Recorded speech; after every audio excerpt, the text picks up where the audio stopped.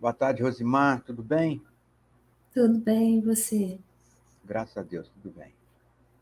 Boa tarde a todas e a todos que estiverem acompanhando a nossa gravação pelo canal do YouTube do Centro Espírita Virtual Fraternidade Maria de Nazaré. Vamos iniciar então os estudos desta tarde fazendo a nossa prece, para a gente poder fazer essa ligação, né, espiritual que já está aí construída, né? Então vamos orar. Agradecemos a Deus por essa oportunidade de estudo, de aprendizado, de novas perspectivas para as nossas existências. Agradecemos aos espíritos amigos que estão nos dando suporte nesse projeto do Centro Espírita Virtual, através dos estudos, das atividades, das palestras, e hoje em especial neste estudo das obras de Leon Denis, nós agradecemos a esse espírito amigo que deixa essa obra tão grandiosa e, ao mesmo tempo, de uma forma tão amorosa, para nos ajudar na compreensão da codificação espírita e também dos ensinamentos de Jesus. Muito obrigada. Que os nossos mentores espirituais estejam conosco, que esse campo vibracional que se abre para esta comunicação entre os dois mundos se expanda cada vez mais, trazendo saúde, energia, paz, equilíbrio a todos nós. Muito obrigada, que os estudos desta tarde de quinta-feira sejam proveitosos para todos nós, que assim seja. Que assim seja. Então, hoje a gente está começando aqui o capítulo 4 e começando também numa plataforma nova, né? Para a gente, que não é tão nova, porque a gente faz as palestras nela, né? Mas a gente resolveu experimentar para ver se vai ficar melhor do que naquela outra que a gente estava usando. Então, começamos hoje o capítulo 4 do livro Giovana, que é esse romance espírita, né? Ditado por Leon Denis. Posso começar a ler? Você quer falar alguma coisa? Pode Então vamos começar, iniciar. Rosimar. Então vamos iniciar. Capítulo 4. Maurice, em suas andanças a esmo, encontrara várias vezes Luísa, a velha criada. Tendo sabido captar sua amizade, obteve dela a certeza de que seria bem recebido na Vila Esperança, e lá foi um dia. Aquele que, encontrando o advogado misantropo, pudesse interpretá-lo, ficaria bem surpreso de ver a emoção que ele sentia. A manobra que ele tentava iria destruir ou realizar suas esperanças.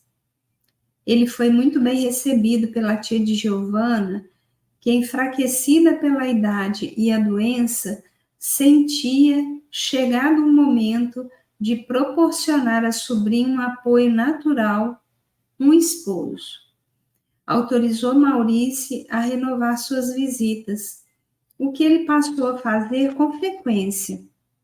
Começaram então para os jovens esses entretenimentos prolongados, essas conversas no terraço de onde se descortinava o lago, durante as quais suas almas se expandiam em confidências mútuas.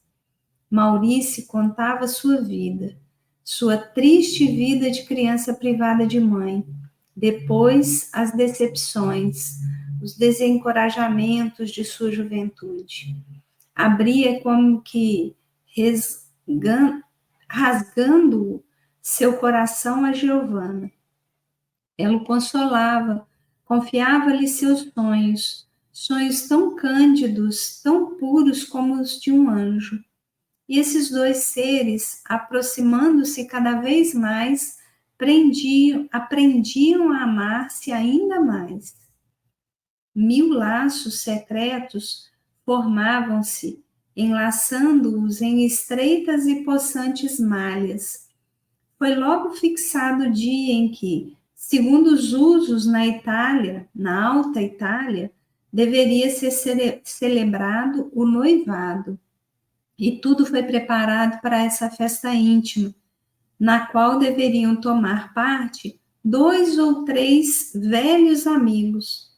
Na véspera desse dia, Maurício subiu bem cedo à mansão. Após o jantar, os 2 jovens foram ao terraço, de onde sua vista podia abarcar um horizonte mágico. Sentaram-se em silêncio sob um bosquezinho de laranjeiras. Luísa mantinha-se um tanto afastada. A noite avançava lentamente. Estendia sobre o lago seu véu azulado, espalhava uma tonalidade uniforme sobre os campos de oliveiras, as vinhas, os bosques de castanheiros, sobre as cidades e as aldeias.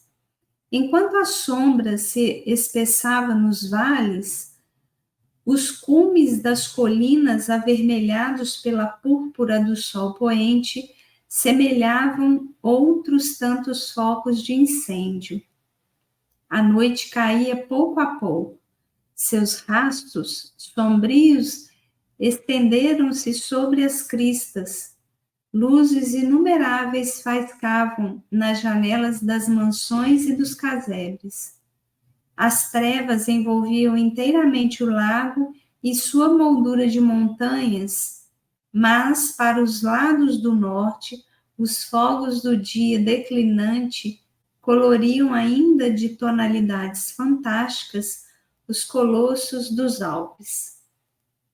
Como uma armada de gigantes enfileirados em batalha, o Bernina, o Sela, o Mondouro, o Desgrazia, 20 outros picos apontavam para o céu, seus cimos orgulhosos, coroados de neve, sobre os quais o sol, antes de desaparecer no horizonte, lançava seus raios partidos. Eu vou dar uma paradinha aqui, porque eu acho que a gente já tem tanta coisa para ver aqui, né? Eu acho tão interessante a gente ir comentando também, senão a leitura fica muito cansativa. Depois a gente acaba tendo que rever para poder retomar, né? Então, aqui, só para a gente retomar um pouquinho do que a gente conversou semana passada, né? Os 2 estavam conversando no cemitério sobre as questões do desencarne dos pais, né, deles, e Maurício estava declarando mesmo, né, para Giovana, dizendo que estava sentindo uma coisa que ele nunca tinha sentido antes. E aí ele começa esse capítulo falando que ele fez amizade com a Luísa, que era a pessoa que sempre acompanhava a Giovana. Então, ele diz aqui, uma velha criada, né, da casa, que eram os termos que eles usavam na época, né? E a partir dessa amizade que eles foram construindo, ele foi pegando informações, porque ele estava inseguro, né? Ele queria ir lá pedir a Giovana em namoro para a tia dela, mas ele estava sem coragem. Então, assim, aquilo ali podia trazer para ele uma decepção da vida dele, né, que era não poder continuar vivendo esse sonho de amor, ou trazer para ele a coisa que ele mais queria, né? Então, assim, a Luísa incentivou ele, né? Deu coragem para ele, vamos dizer assim, dizendo, olha, você vai ser bem recebido lá, porque já tinha talvez conversado, né? Já tinha falado com a tia da Giovana, alguma coisa. Então, assim, como ela era uma pessoa íntima, né? Ela tinha essa relação mais próxima, né? Também. Então, ela acalentou as esperanças dele, né?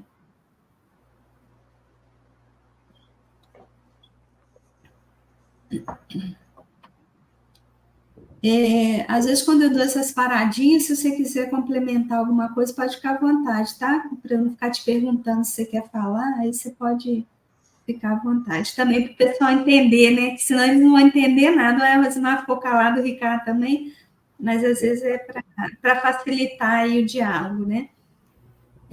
Então, eu vou trazer o que eu percebi nesse início aqui, através dessa leitura, né? E você vai complementando aí com o que você achar que é pertinente, né?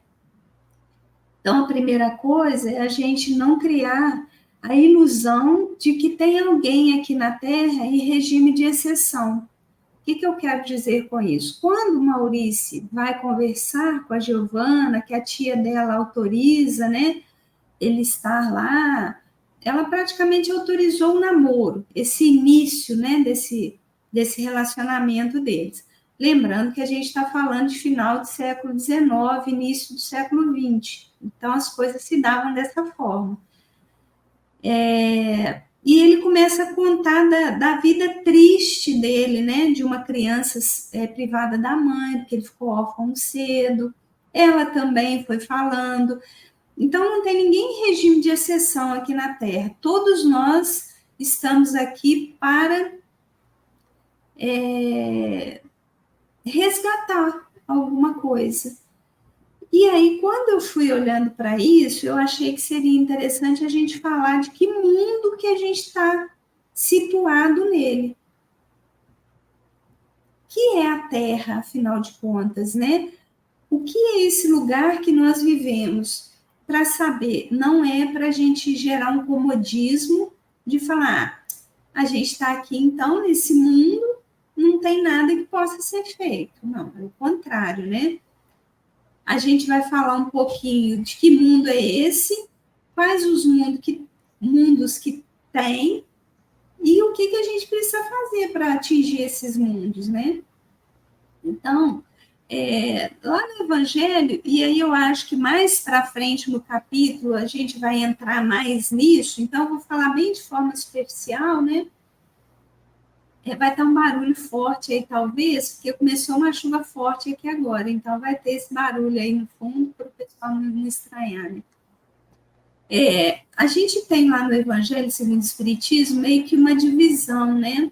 Dos mundos habitados. E a gente vai falar sobre isso mais à frente, que o capítulo vai trazer esse convite para a gente falar sobre os mundos habitados. Mas só para a gente ter um pouquinho de clareza, a gente tem os mundos primitivos, onde impera, ou onde o que mais se tem é o instinto. Então, nos mundos primitivos, a gente vai ter essa ligação muito forte com aquilo que é instintivo do ser. São o lugar onde a gente tem as primeiras encarnações.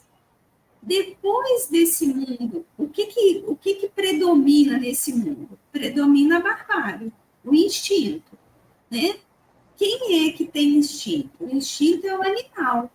Então, a gente se parece muito com esse animal irracional e instintivo. Passando essa etapa, que nós já passamos dela, apesar da gente ainda conviver na Terra com algumas barbáries, com algumas pessoas que ainda têm esse primitivismo, né, um pouco intenso, a gente chega no mundo em que nós estamos, que é o mundo de provas e expiações. O que é esse mundo de provas e expiações? É onde predomina o mal, mas esse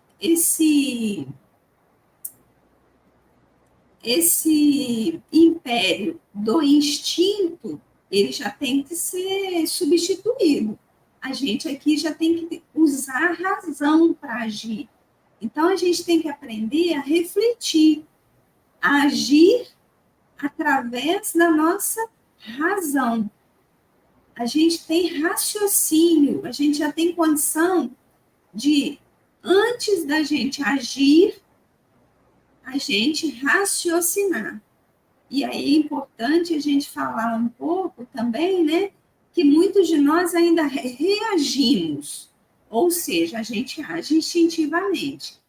Porque reagir é agir de forma impensada, né? Você age no automatismo.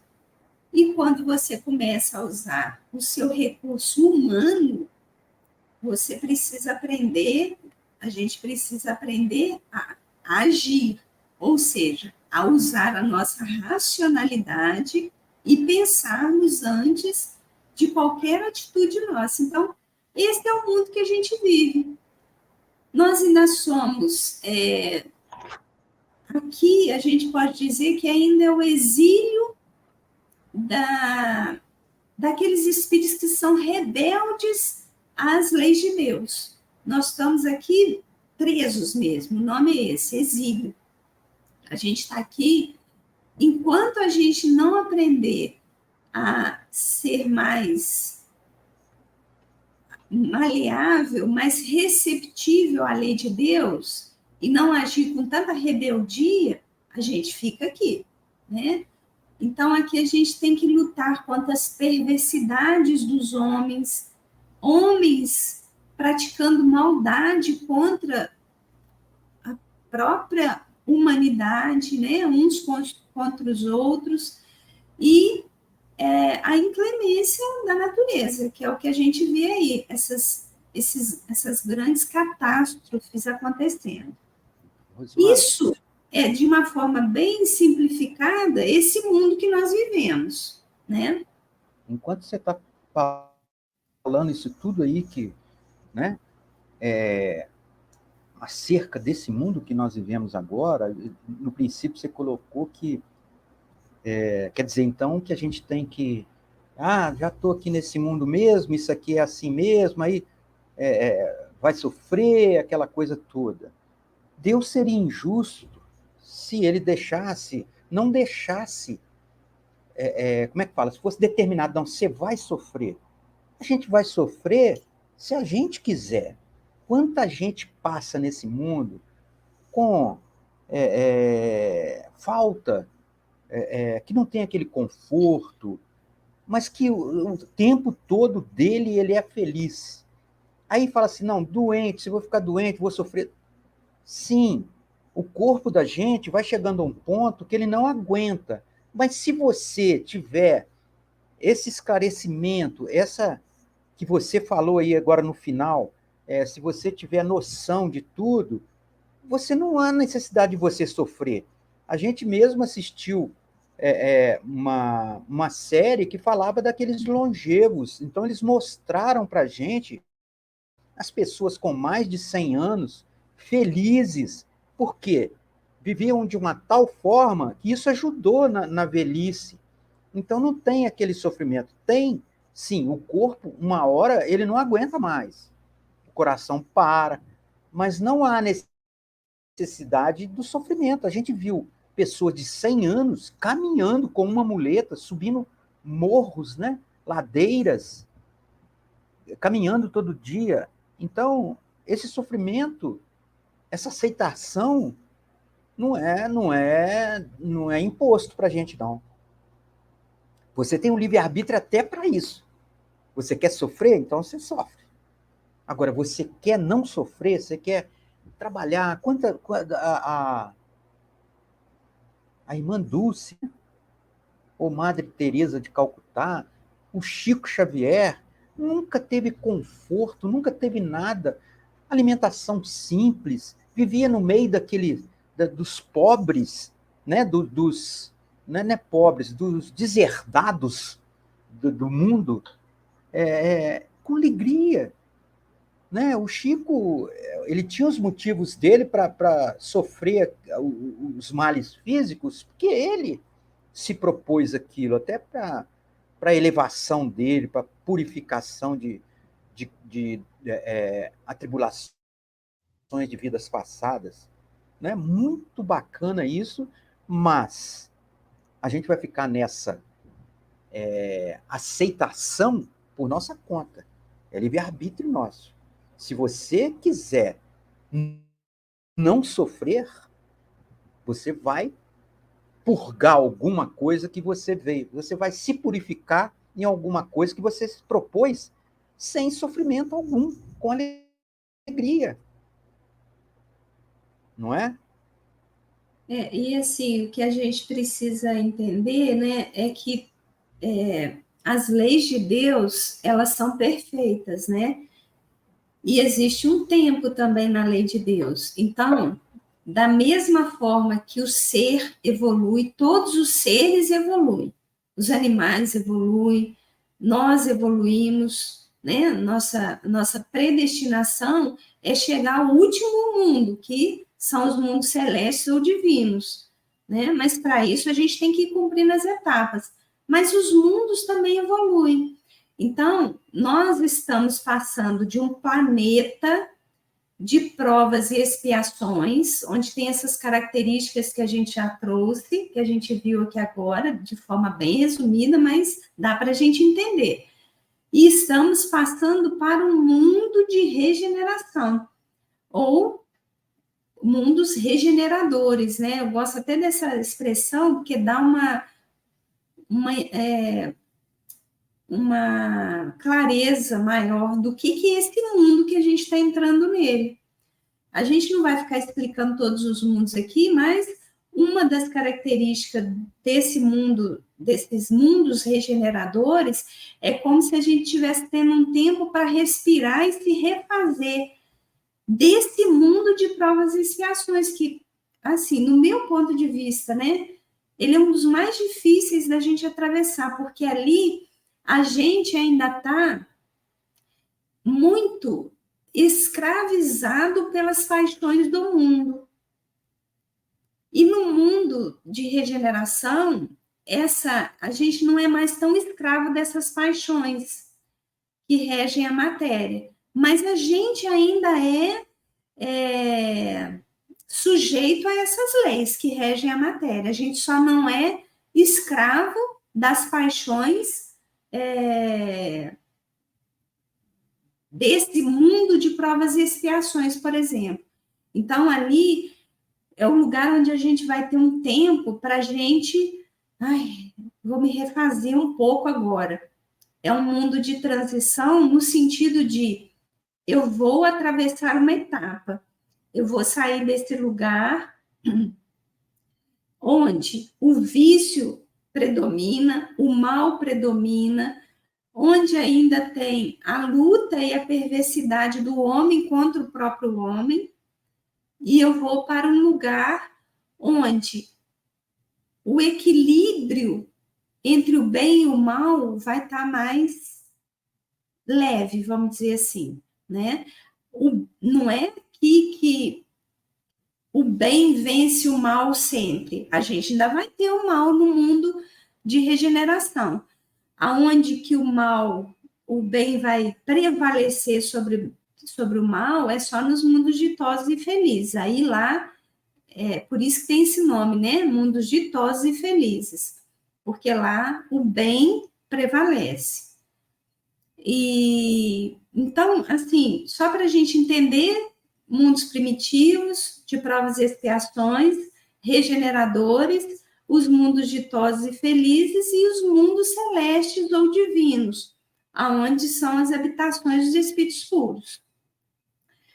Entendendo que nós estamos no mundo de provas e expiações, não é aceitar que tá bom, né? E aí, como você disse, os outros mundos têm características que são mais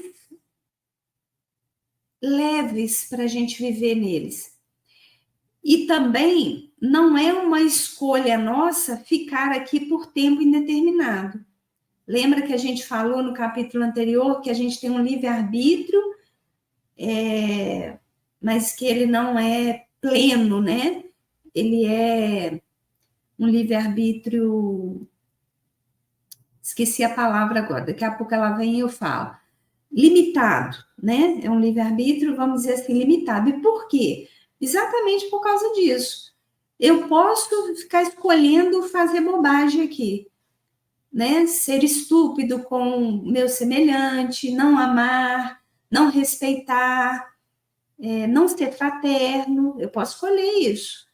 Mas vai chegar uma hora em que o planeta evolui enquanto orbe mesmo. E aí não vai ter espaço para mim, porque tem características que eu tenho que desenvolver para estar nesse mundo novo. Então eu tenho que correr atrás e batalhar isso, né? Se eu continuo ficando no lugar que eu estou, do jeito que eu estou, Deus vai respeitar meu livre-arbítrio, mas vai chegar uma hora que vai acontecer o seguinte: olha, Rosmar, você teve todas as oportunidades e você não conseguiu trazer para a sua realidade humana as coisas que transformam.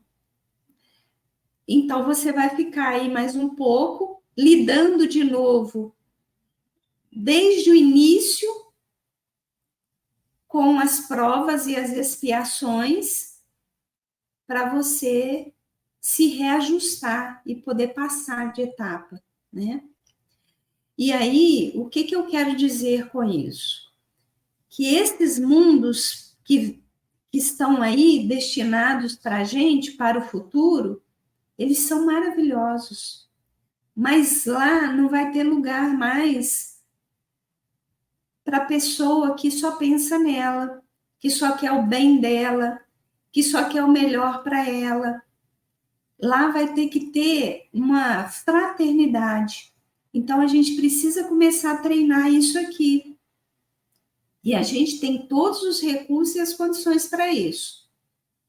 Quando você traz essa questão, né, das pessoas que estão vivendo mais, e aí a gente vê que são pessoas que estão agindo mais também. Elas não vivem mais do nada. Ah, porque Deus foi generoso e deu mais saúde. Não. Tem uma série de coisas que acontecem e não tem uma coisa só, não é um determinismo. Ah, se você mudar a sua alimentação, pronto, você se transformou num espírito bom. Não é isso. É uma série de fatores que a gente precisa lançar mão deles para que a gente consiga, pelo menos, viver bem mais tempo. Porque quando chega lá nos mundos ditosos e felizes, a gente começa a viver mais tempo e com menos sofrimento. Então, a gente já pode começar a treinar isso aqui. Primeiro, cuidando da alimentação, cuidando das nossas noites de sono, cuidando do nosso corpo físico, de uma forma geral, praticando uma atividade física.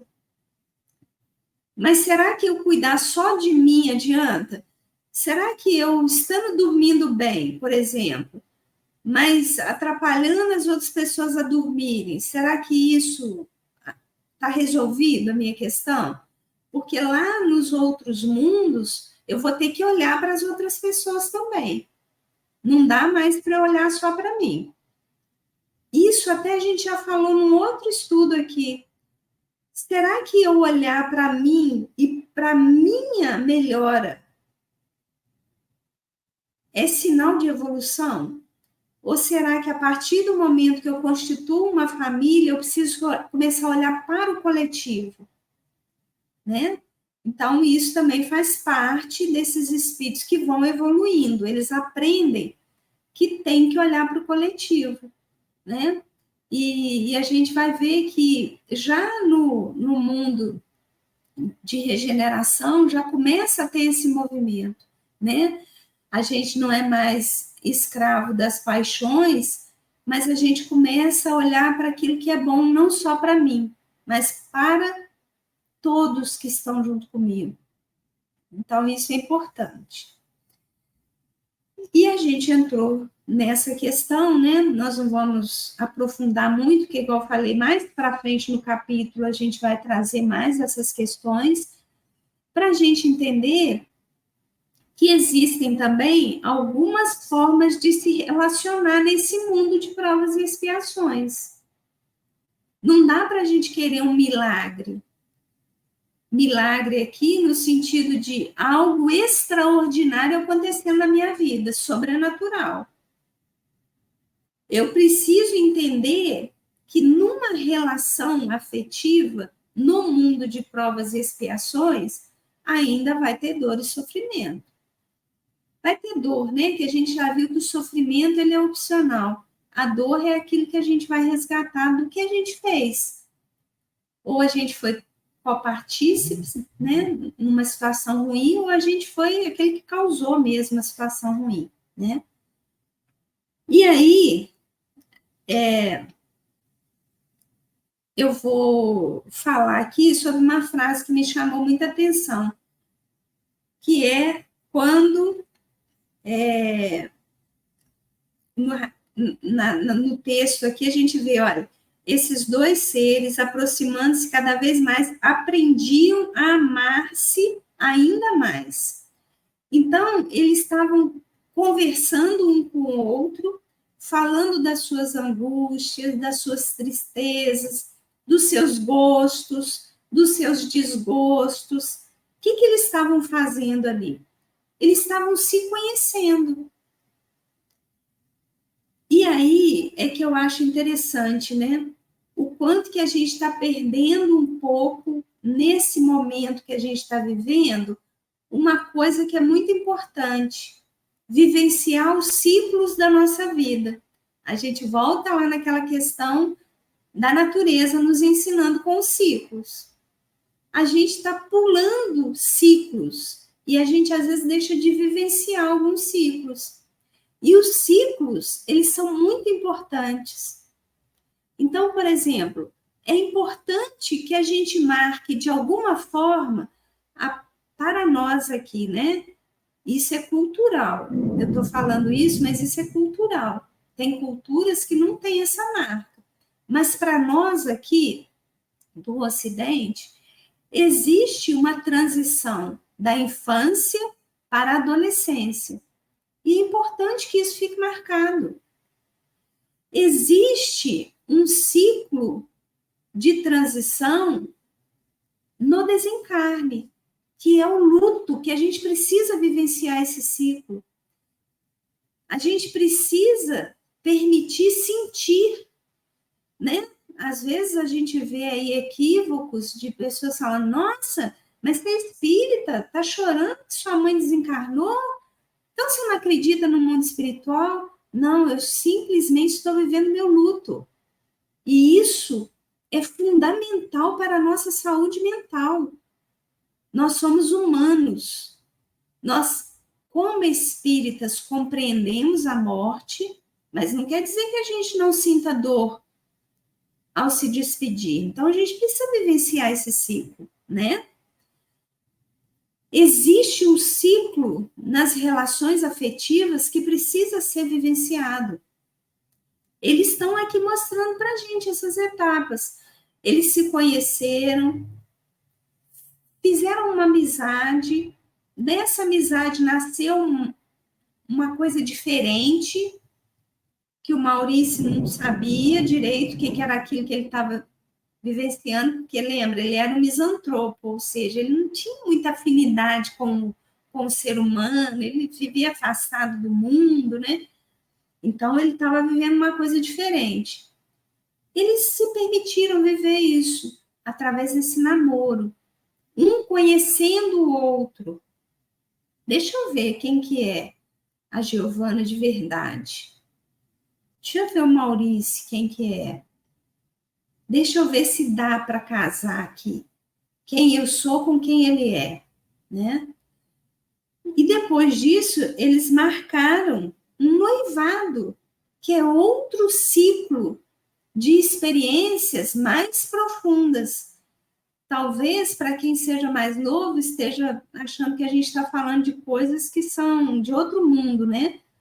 Mas não, são etapas que, quando a gente permite se vivenciar essas etapas, na hora que a gente chega na relação que a gente chama de casamento, isso está melhor consolidado. E aí, a gente vai falar um pouquinho sobre essa relação. No mundo de provas e expiações, a gente também tem alguns tipos de, vamos dizer assim, de casamentos, né? O Martins Peralva, num livro que ele escreveu que se chama Estudando a Mediunidade, ele faz ali bem, né, bem de forma bem sucinta e meio que explicativa, ele traz essa classificação dos casamentos, para a gente entender aqui, nesse mundo de provas e expiações, que tipos de casamentos que podem ter. Então, ele vai falar que a gente tem os casamentos acidentais, que têm ocorrido com muita frequência, tem os casamentos provacionais, que quando ele escreveu a obra, eram os mais comuns entre nós, né? Entre nós aqui, viventes na Terra. Tem também os sacrificiais, que são raros de acontecer, apesar de... Opa, teve susto agora. Apesar de, se eu for perguntar para você, Ricardo, eu não, né? Porque eu sou sua esposa, então não posso fazer essa pergunta. Mas se um amigo nosso perguntar para você, Ricardo, que tipo de casamento você acha que você tem? Você vai falar assim, sacrificial, claro. Eu vim aqui para ajudar a Rosimar a evoluir, sair desse marasmo que ela está. Se esse mesmo amigo chegar para mim e falar assim, Rosimar, que tipo de casamento você tem com o Ricardo? Olha, sem dúvida nenhuma, sem titubear, eu vou falar que é o sacrificial, porque eu vim aqui para suportar essa dor. Então, assim, eu estou fazendo uma brincadeira para dizer assim, na verdade, a gente vai se tapeando, porque a gente acha sempre que a gente é melhor do que a gente é. E, às vezes, a gente acha que a gente é melhor do que o outro com quem a gente está convivendo. Então, a gente sempre vai achar que o nosso casamento é sacrificial, porque a gente está aqui se sacrificando pelo outro, né? Mas, na verdade, o Martins Peralva ele vai falar que o casamento sacrificial é muito raro de acontecer. É muito raro de uma pessoa ter esse desprendimento de ter uma encarnação inteira abrindo mão da sua própria existência em benefício do outro. E aí, ele diz também que tem as relações dos casamentos afins, que são aqueles dois espíritos que combinam no mundo espiritual. Olha, vamos junto, porque sozinho não vai dar certo. É uma missão muito grande. E junto, um vai poder ajudar o outro a não falhar nessa missão. E eles vêm e cumprem essa missão. São raríssimos de acontecer. E o último, né, que não precisa nem falar, são os transcendentes, que aqueles são almas evoluídas mesmo, já estão em outro nível, e eles se buscam para fazer o bem, né, para realizações transcendentes, que às vezes a gente nem sabe, né, descrever nesse mundo a grandeza dessas relações. Então, ele vai falar sobre isso. Quais são os tipos de casamento que a gente tem? Sendo que o mais comum são os provacionais. Ou seja, a gente se reencontra para se reajustar. Não como pessoas, né? É o Ricardo com a Rosimar, não. São características do Ricardo que vão ajudar a Rosimar a melhorar. São características da Rosimar que vão ajudar, de alguma forma, o Ricardo a melhorar. Esse é mais ou menos o padrão de relação que a gente tem, né? Perfeito. Eu nem vou comentar nada, porque a sua sintonia com o Leon Denis, ela é perfeita. Você gosta dele, sempre gostou. E você pegou muita coisa nesse pedaço que foi lido aí. Eu nem vou falar nada, eu vou deixar porque eu quero aprender mais. Então, você pode dar continuidade aí. Mas é bom você falar, que o que você fala também ajuda, né? Ajuda a gente a ter um pouco mais de clareza, né? Eu vou só encerrar aqui, então, o meu raciocínio dentro disso que eu estou trazendo. Eu trouxe isso tudo para quê? Por causa dessa frase que eles trouxeram aqui, né? que eles aprendiam a amar-se ainda mais. Então, o que estava acontecendo aqui? Havia uma cumplicidade nessa relação, havia um companheirismo, e não havia ali o que a gente muitas vezes vê acontecendo, né? Que é esse interesse carnal, seja ele sexual, seja ele financeiro, não sei, né? Seja ele profissional, ali não tinha isso. O que tinha era uma cumplicidade. Então, nessas relações afetivas, o que a gente tem que pensar, né? A gente precisa pensar numa construção. A gente precisa sair dessa infância espiritual que muitas vezes a gente se acha que quando a gente encontrou alguém para uma convivência afetiva, tudo já está programado para dar certo e a gente não precisa fazer nada, né? E o outro é que vai nos satisfazer nas nossas expectativas, né? E a gente costuma brincar, né, no campo da psicologia, né? A gente fala assim, o outro é que lute, né, com as minhas imperfeições, ele que vai lutar lá com aquilo, porque eu vou ficar aqui na minha zona de conforto, né? Então, o que eles estão falando aqui? Olha, o amor, ele é aprendido, ele é construído. Por isso que eu quis parar um pouquinho, porque eu acho esse tema tão importante para a gente falar sobre ele, né? Por quê? Para a gente desconstruir essa ideia de que se a gente se casou com alguém, o outro que se vire para lá, para me aceitar do jeito que eu sou, né? Brincando aí, o outro é que lute com as minhas imperfeições. Não, é uma construção diária.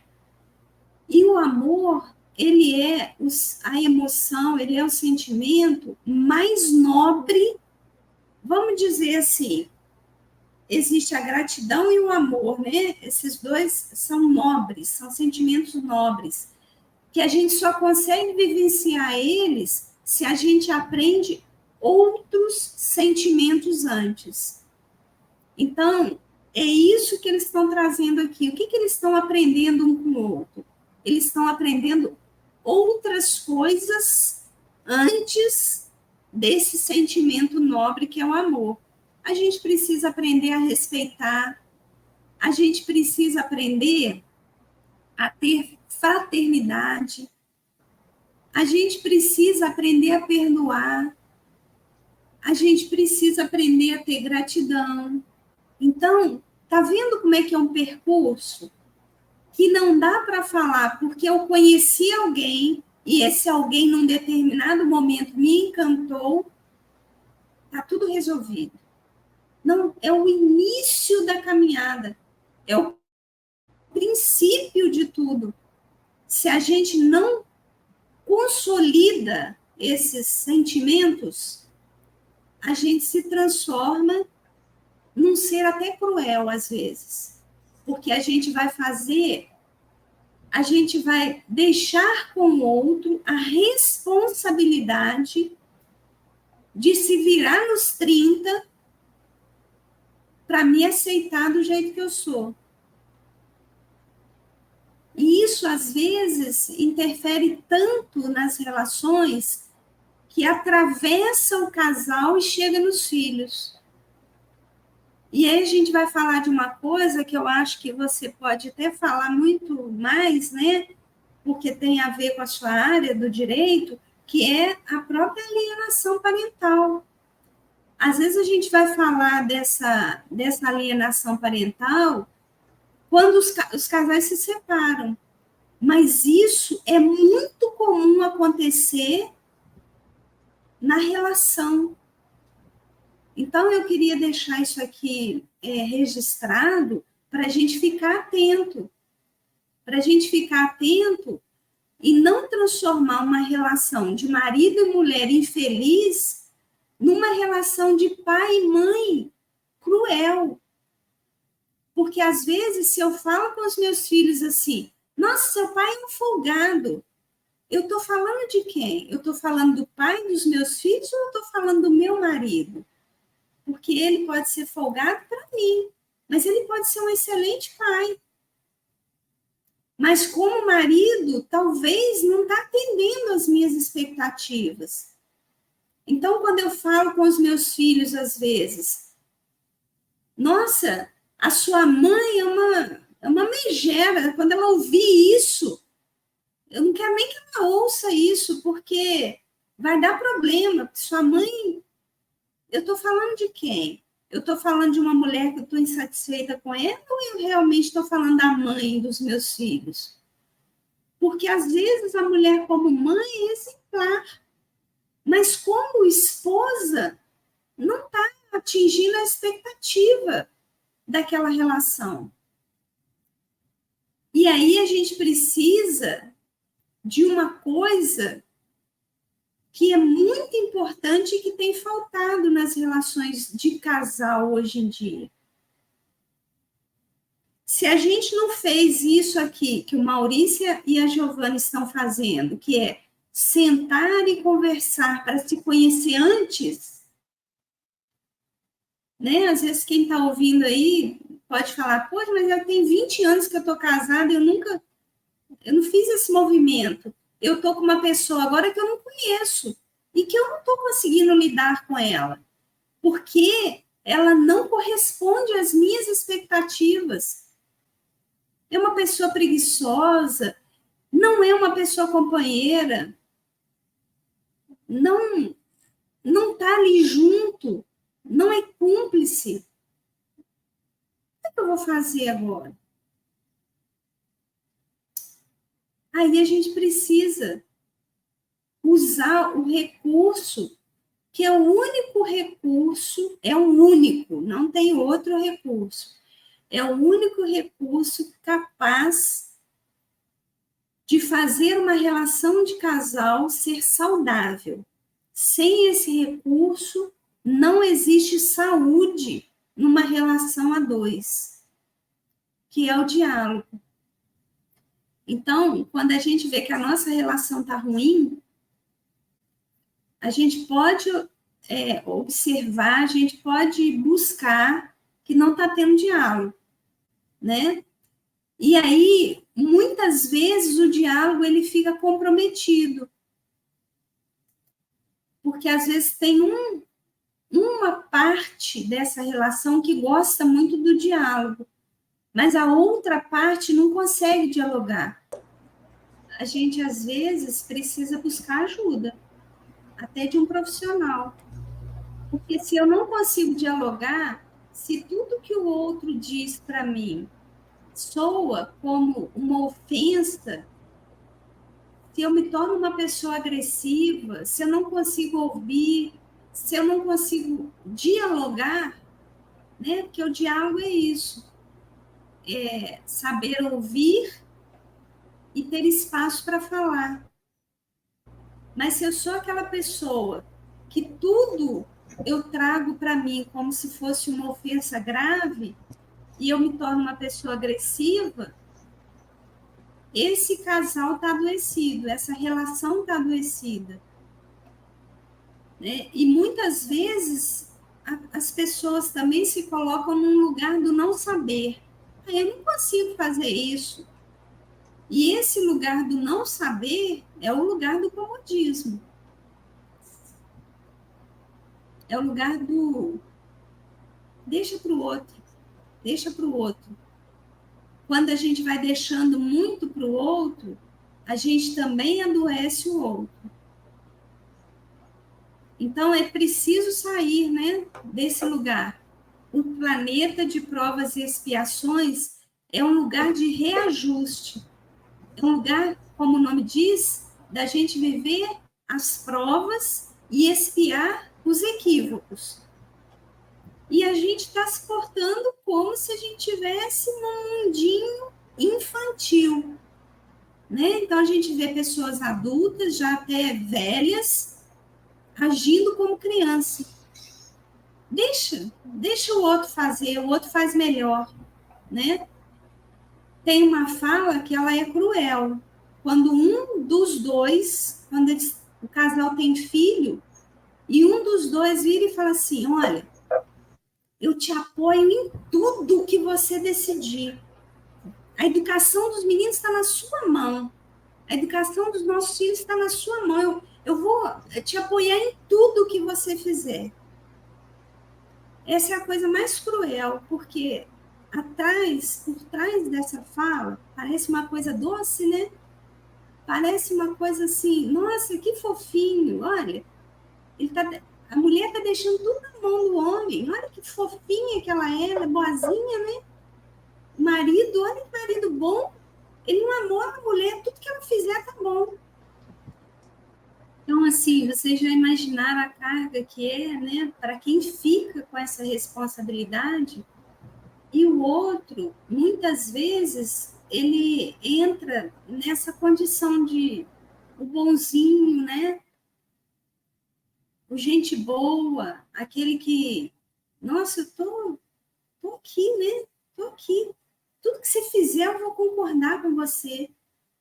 Mas, na verdade, esse lugar é um lugar cômodo de ficar, né? Olha, faz aí tudo que você tiver que fazer e eu vou estar com você. A decisão que você tomar, eu fico com você. Mas carrega esse peso sozinha, decide sozinho. Toma essa decisão sozinha. Não me amola com isso, não, porque eu não sei nem lidar com essa situação. E nem estou disposto a aprender também, né? Então, ficar nesse lugar já tá chato nesse mundo, sabe? Que já está indo para um mundo de regeneração, um mundo regenerador, né? A gente ficar nesse lugar de comodismo, de passar a bola para o outro, de deixar o outro resolver por conta dele. Enquanto casal, isso adoece essa relação, né? Enquanto casal, a gente precisa estar ali junto. Vamos sentar junto e ver o que dá para fazer, como é que a gente pode resolver essa questão, né? Sair desse lugar de conforto é o convite que esse mundo de regeneração faz para a gente. Porque a gente tem outras perspectivas de agir. E se a gente ainda não está aprendendo nem ser colaborativo numa relação de casal, como é que a gente vai ser? No mundo de regeneração, onde a gente vai precisar olhar para os outros, fora da nossa relação consanguínea, né? Então, assim, eu trouxe isso aqui porque eu achei que era importante, né, a gente falar um pouco disso também. Porque o casal aqui está ensinando a gente isso, né? É vivenciar os ciclos para a gente saber quem sou eu e quem é o outro com quem eu estou disposta a conviver boa parte da minha vida, né?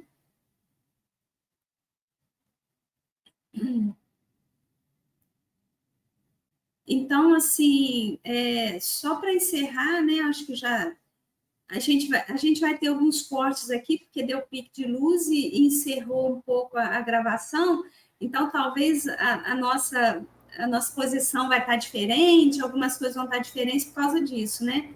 Que a gente acabou não parando a gravação, dando continuidade, mas vão ter uns cortezinhos acontecendo, porque veio uma chuva forte e acabou a energia também acabando aqui, a gente teve que fazer esse ajuste, né? Então, assim, só para encerrar essa minha fala de hoje, né, que eu acho que o Ricardo ficou muito quietinho aí, mas na próxima semana ele também tem certeza que vai ter bastante coisa aí para comentar sobre isso, né?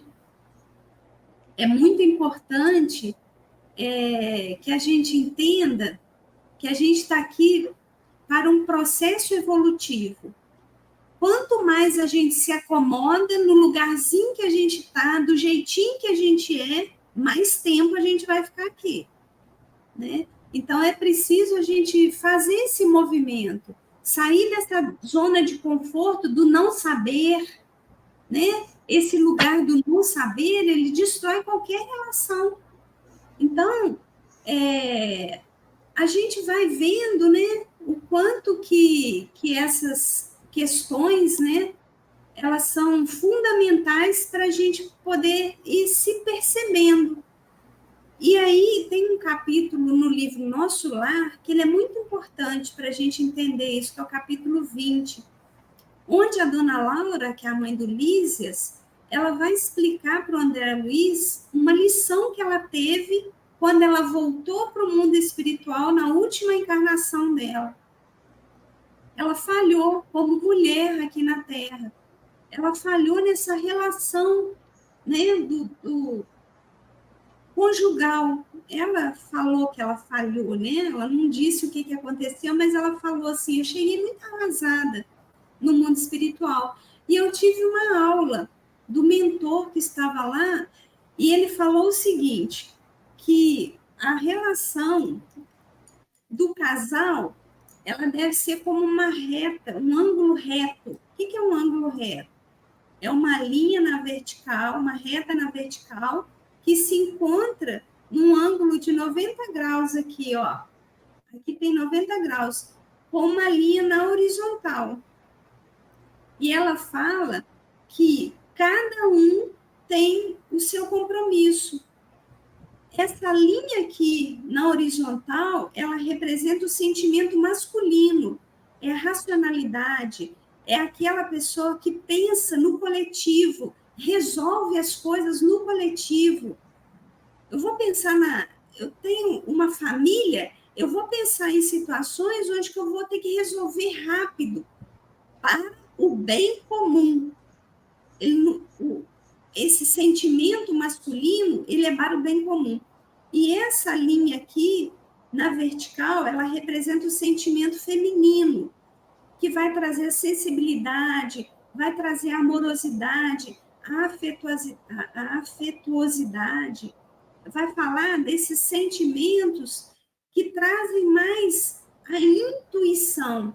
A mulher, o sentimento feminino tem isso, né? A gente aqui, é claro, não está falando de homem e mulher. É por isso que eles estão fazendo aqui nesse capítulo é tão importante, porque eles estão sentando, conversando, falando das suas expectativas, de como que eles se sentem nesse lugar do feminino e nesse lugar do masculino.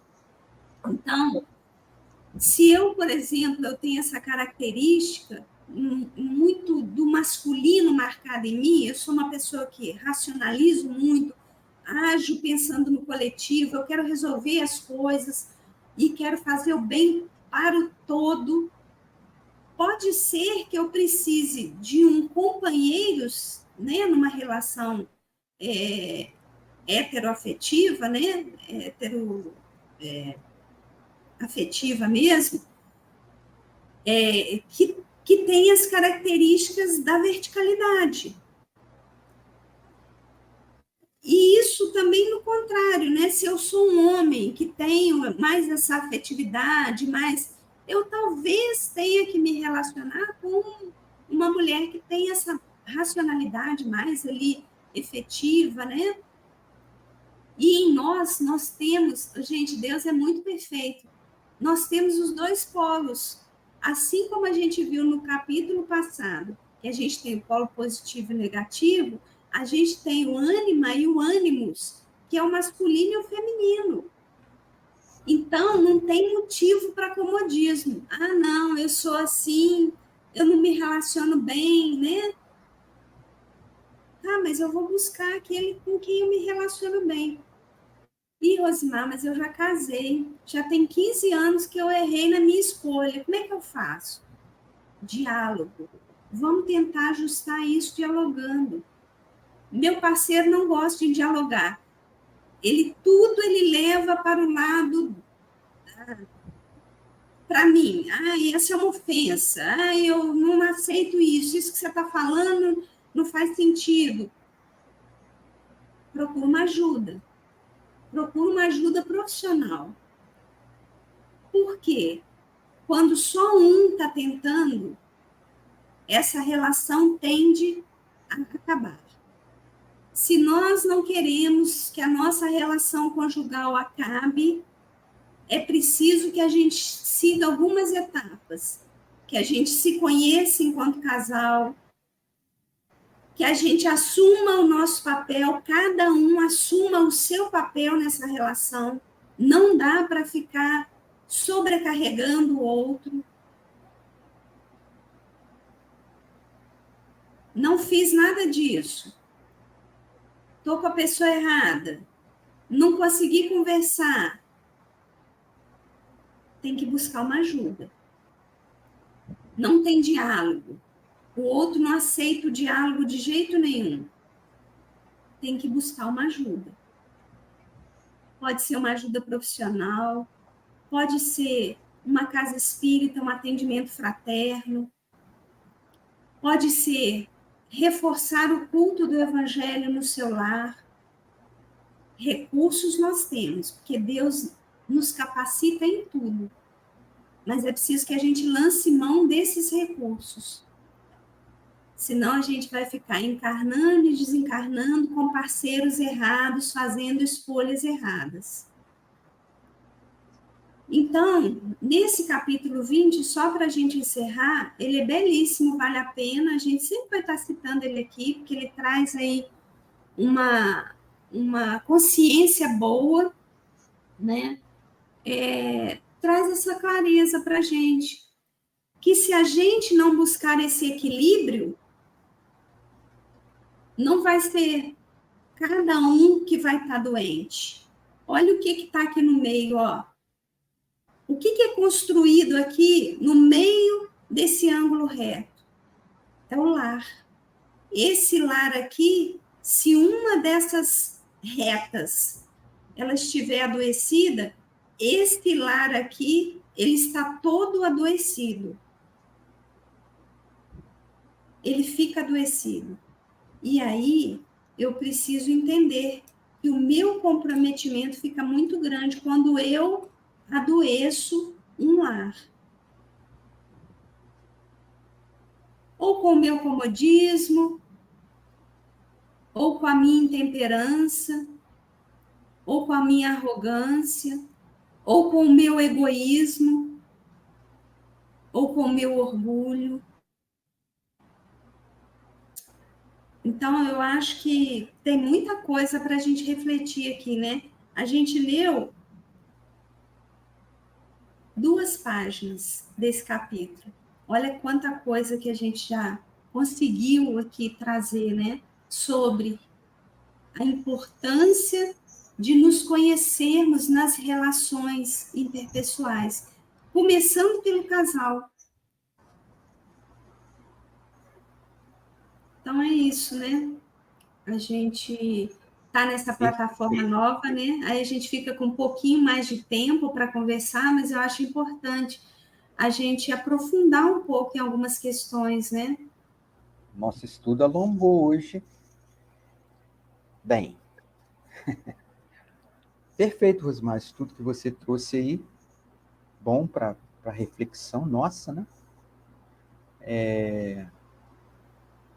E que a gente possa estar junto aqui de novo na próxima semana para mais um estudo, que vai ser bom também, né? Tem muita coisa para frente nesse capítulo aí.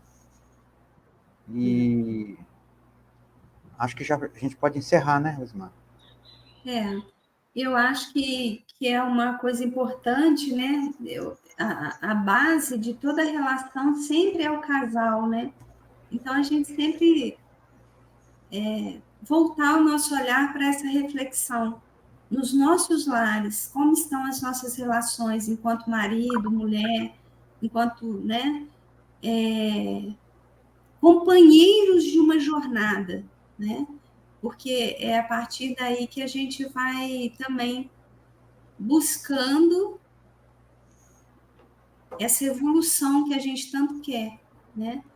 Então, a gente convida a todos aí a refletirem um pouco essa semana sobre esses temas. Peço desculpas aí, eu não sei nem se eu falei alto demais aqui, mas é porque o barulho da chuva ficou tão alto que eu acho que eu até falei um pouco mais alto aqui, né? Mas eu acho que não tem jeito de corrigir isso também depois na edição, mas vamos ver. Muito obrigada Não, aí, mas Ricardo, pela companhia e obrigada a todos que estiverem acompanhando o estudo, né? foi muito bom, muito proveitoso, tá? Então eu vou encerrar fazendo a nossa prece. Vamos aproveitar este momento que estamos aqui envolvidos com o mundo maior, nesse estudo das obras do nosso querido Leon Denis, e vamos enviar as nossas melhores vibrações de amor, humildemente envolvendo com o mundo espiritual, emanando fluidos benéficos para aquelas pessoas que se encontram em áreas de risco, nesse momento dessa chuva forte que está acontecendo agora. Aproveitando também, enviando essas vibrações para os países que se encontram em guerra neste momento do planeta Terra. E que a Mãe Santíssima, Maria de Nazaré, possa abençoar todos os lares representados neste encontro, os lares daquelas pessoas que vão ouvir este estudo, assistir pelo YouTube, que nós possamos estar novamente aqui na próxima quinta-feira, neste mesmo horário, para mais um estudo edificante da doutrina espírita. Agradecido sempre por tudo. Que assim seja. Que assim seja.